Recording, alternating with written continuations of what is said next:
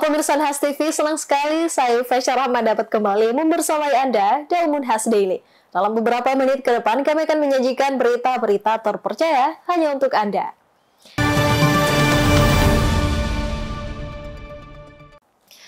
Pemirsa, krisis iklim di Indonesia menjadi tema sentral diskusi antara Universitas Hasanuddin bersama Murdoch University.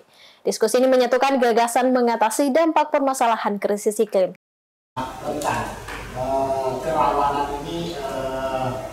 Ruang diskusi yang membahas krisis iklim digelar Universitas Hasanuddin bersama Murdoch University di Australia Barat. Unhas sengaja memanfaatkan kedatangan peneliti Ian De Wilson dari Murdoch University di Makassar, Rabu 28 Mei 2025. Diskusi dilakukan secara hybrid di ruang meeting A, Gedung Lembaga Penelitian dan Pengabdian kepada Masyarakat LPPM Universitas Hasanuddin, dengan melibatkan akademisi dari berbagai disiplin ilmu untuk menyatukan gagasan mengatasi dampak permasalahan iklim di Indonesia. Dua pemantik dalam diskusi ini adalah Academic Chair Security Program Murdoch University and Research Fellow at Asia Research Center, Ian De Wilson, dan Chair Climate Change and Healthy TRQ Universitas Hasanuddin, Sudirman Nasir. Krisis iklim menjadi salah satu masalah serius dan mengancam kehidupan manusia di berbagai belahan dunia, termasuk di Indonesia. Disebutkan Sudirman Nasir, jika krisis iklim tidak hanya mengancam daerah pesisir dan membuatnya tenggelam, namun juga mampu membawa dampak buruk pada kestabilan ekonomi, sosial, hingga kesehatan.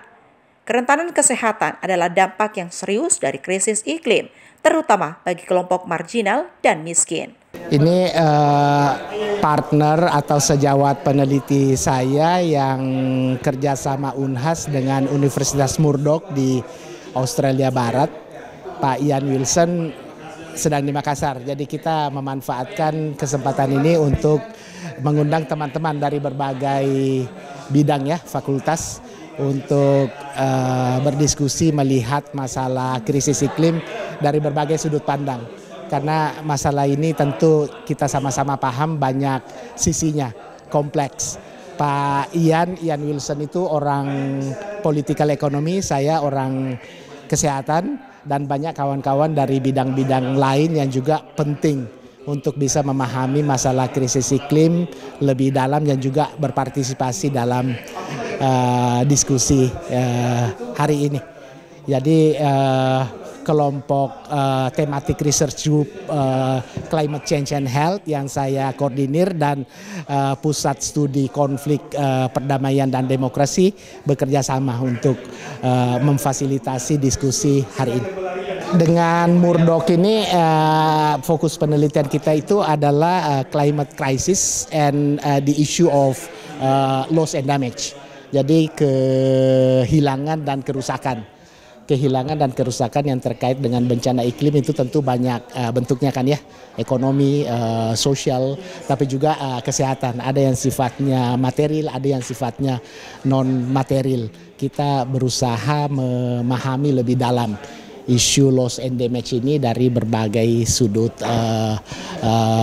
pandang, termasuk dari bidang politikal ekonomi dan juga dari bidang kesehatan masyarakat. Sudirman Nasir juga merupakan Division Head International Research Management LPPM Unhas, berharap adanya kolaborasi bersama termasuk publikasi penelitian pada berbagai saluran media massa dan media sosial untuk mengatasi krisis iklim. Zulkarnain Jumar Taufik, Muhammad Syafrizal, Unhas TV. Pemirsa, peluncuran Biodiversity Warriors yang pertama kalinya di Indonesia Timur dilakukan di Universitas Hasanuddin. Kegiatan itu juga dirangkaikan dengan seminar keanekaragaman hayati yang mendorong peran komunitas lokal sebagai penjaga dan pelindung keragaman hayati di Indonesia. Memperingati Hari Keanekaragaman Hayati Internasional, Lembaga Penelitian dan Pengabdian kepada Masyarakat LPPM Universitas Hasanuddin melalui Puslitbang Natural Heritage and Biodiversity meluncurkan Biodiversity Warriors untuk pertama kalinya di Indonesia Timur, Kamis 29 Mei 2025. Kegiatan ini dirangkaikan pula dengan seminar keanekaragaman hayati di Aula LPPM Universitas Hasanuddin. Kegiatan secara hybrid ini merupakan kolaborasi antara Universitas Hasanuddin dengan Yayasan Keanekaragaman Hayati Indonesia atau KHATI, mengangkat tema peran komunitas dalam keanekaragaman hayati. Seminar ini berupaya mendorong peran komunitas lokal sebagai ujung tombak dalam menjaga dan melindungi keragaman hayati di Indonesia, terutama di tengah tantangan alih fungsi lahan dan krisis iklim. Ketua Puslitbang Natural Heritage and Biodiversity LPPM Unhas, Profesor Dr. Insinyur Siti Halimah Larekeng SPMP, menyampaikan jika Unhas menjadi pionir dalam pembentukan jaringan Biodiversity Warriors di kawasan Indonesia Timur. Dia pun mengharapkan agar komponen mahasiswa dapat aktif menjadi bagian dari gerakan pelestarian keanekaragaman hayati. Ya, jadi pada hari ini kita sudah melaksanakan kegiatan seminar keragaman hayati untuk memperingati International Biodiversity Day di bulan Mei 2025, dan ini dirangkaikan dengan launching Biodiversity Warriors yang memang bagian dari Yayasan KHATI untuk membentuk jaringan resmi buat mahasiswa-mahasiswa. Harapannya lebih bisa untuk menjaga keragaman biodiversitas di dunia. Pada seminar ini hadir sejumlah pemateri yang membahas potensi keanekaragaman hayati, mulai dari aspek konservasi, bioprospeksi hingga kolaborasi internasional untuk mencegah pemanfaatan ilegal sumber daya alam. Di antaranya Insinyur Edi Sandra MSI, dosen di Institut Pertanian Bogor atau IPB, yang membahas pentingnya konservasi sumber daya hutan dan ekowisata dengan menyoroti pengembangan tanaman obat, budidaya aren dan sagu, serta konservasi tumbuhan langka melalui kultur jaringan dan in vitro.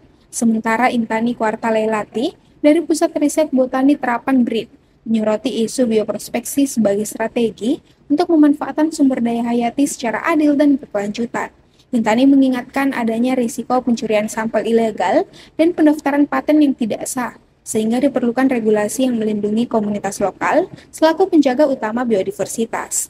Sedangkan Christian Natali, manajer program ekosistem kehutanan KHATI, menjelaskan peran strategis komunitas dalam upaya konservasi. Ia menyampaikan jika melalui program hibah yang dikelola KHATI, pihaknya terus mendorong inisiatif komunitas untuk menanggulangi polusi, krisis iklim, dan penurunan keanekaragaman hayati.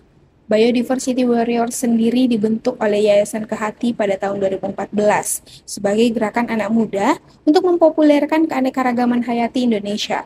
Melalui praktek lapangan dan konten digital, para anggota BW telah menghasilkan ribuan jurnal dan katalog tumbuhan, serta melakukan edukasi ke berbagai sekolah dan universitas di Indonesia. Feni Septiani Samuel, Unhas TV. Pemirsa, penguatan ketahanan komunitas pesisir terhadap dampak perubahan iklim dikemas dalam workshop Weathering with You di Pulau Baranglompo, Makassar. Kegiatan ini merupakan kolaborasi antara mahasiswa peserta The Asian Undergraduate Symposium 2024 dan Pusat Studi Perubahan Iklim Universitas Hasanuddin. Symposium 2024 National University Singapore. Suasana edukatif dan kolaboratif mewarnai pelaksanaan workshop Weathering with You yang digelar di Aula Marine Station, Pulau Baranglompo, Kecamatan Kepulauan Sakarang, Sabtu 31 Mei 2025. Kegiatan ini merupakan bagian dari hasil program The Asian Undergraduate Symposium 2024 yang digagas mahasiswa National University of Singapore dan didukung oleh Pusat Studi Perubahan Iklim Universitas Hasanuddin. Dengan menggunakan kapal Unhas Explorer UNEX 1, sebanyak 28 peserta berangkat dari Pelabuhan Pautere menuju lokasi kegiatan. Setibanya di Pulau Baranglompo, peserta disambut oleh warga dan pemerintah setempat. Menurut Kepala Pusat Studi Perubahan Iklim Unhas, Dr. Insinyur Muhammad Rizal Idrus MSc, workshop ini hadir dari inisiatif yang luar biasa dan Unhas hadir mendukung serta memfasilitasi kegiatan ini. Jadi ini adalah merupakan kerjasama antara NUS National University of Singapore bekerjasama dengan Unhas, di mana kita memfasilitasi adik-adik kita yang melakukan semacam penyadaran masyarakat, dan mereka meminta untuk dibantu untuk bisa kelancaran ini. Alhamdulillah pihak pemerintah lokal juga sangat membantu, lalu kemudian BMKG juga sangat membantu. Jadi sifatnya kami Unhas sebagai tuan rumah yang memfasilitasi adik-adik kita untuk melakukan penyadaran masyarakat tentang perubahan iklim. Workshop ini menyasar masyarakat pesisir, mulai dari nelayan tradisional hingga anak dan istri nelayan yang aktif di lingkungan tersebut. Peserta diajak memahami perubahan iklim dengan pendekatan partisipatif dan kearifan lokal.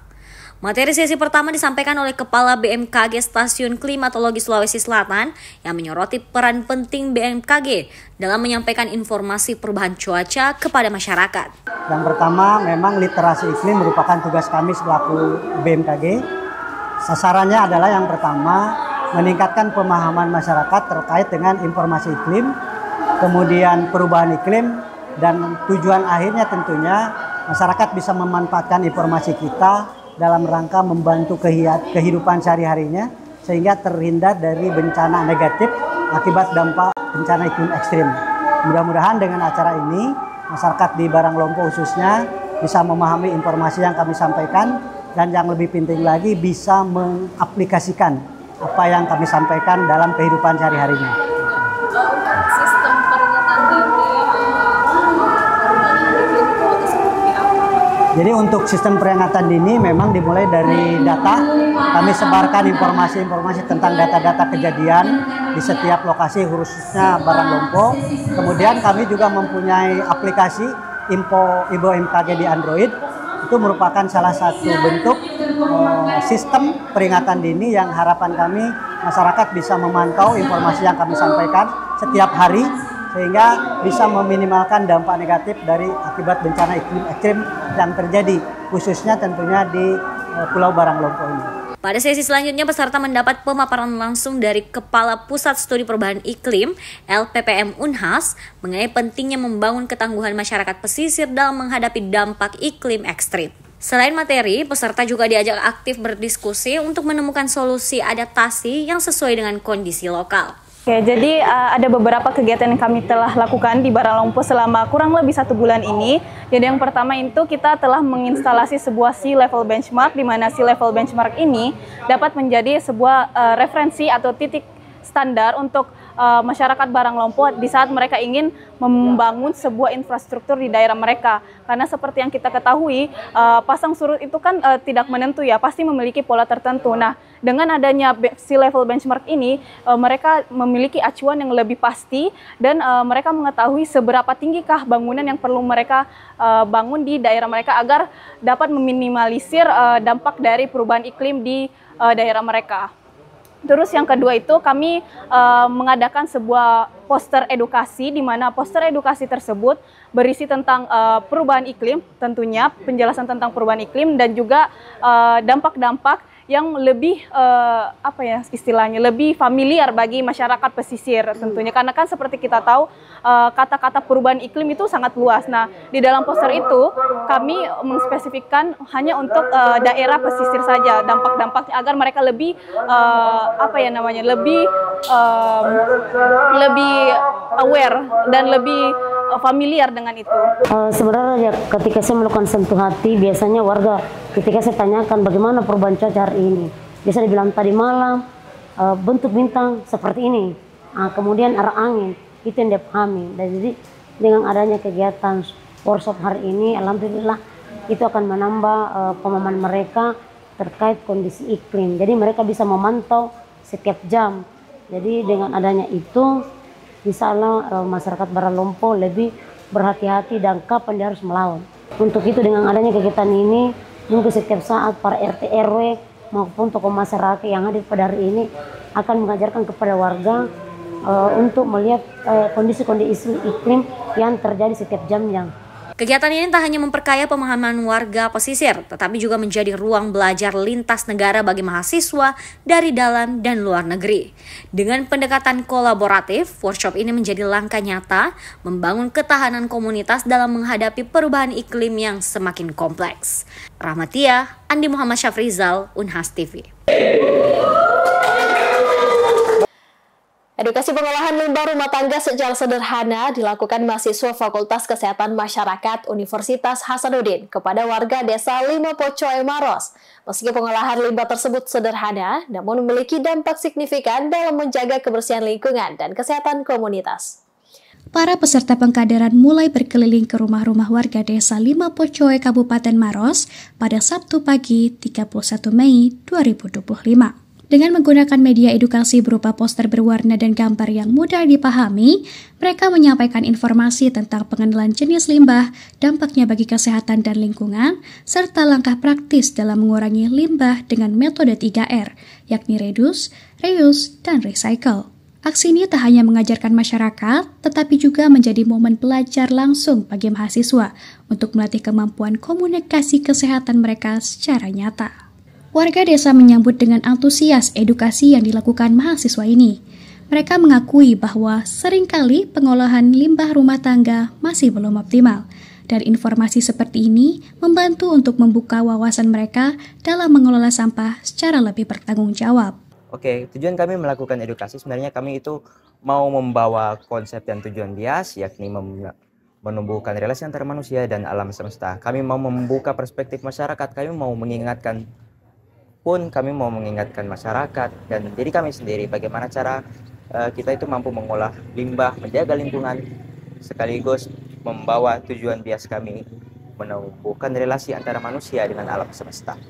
Bagi peserta pengkaderan, kegiatan ini juga merupakan bentuk aktualisasi ilmu kepada masyarakat dan implementasi dari peran sebagai calon promotor kesehatan. Jadi tujuan utama dari penyampaian edukasi itu yaitu kami ingin menyadarkan masyarakat terkait bagaimana sih cara mengelola limbah dengan baik dan benar, serta kami berharap banyak dengan edukasi itu agar masyarakat dapat meminimalisir dampak adanya industrialisasi pada era ini. Dengan melibatkan mahasiswa secara langsung dalam aksi nyata, pengkaderan FKM Unhas tak hanya menjadi ritual organisasi, melainkan juga menjadi ruang belajar yang transformatif. Peserta tak hanya dikader secara struktural, tetapi juga dibentuk secara moral dan intelektual untuk peduli, terjun, dan berkontribusi bagi masyarakat. Rahma Humaira, Unhas TV. Pemirsa, informasi tadi sekaligus menutup perjumpaan kita hari ini. Jangan lupa untuk terus saksikan Unhas Daily hanya di Unhas TV. Saya Fasyar Rahman mewakili kru yang bertugas, pamit undur diri dan sampai jumpa.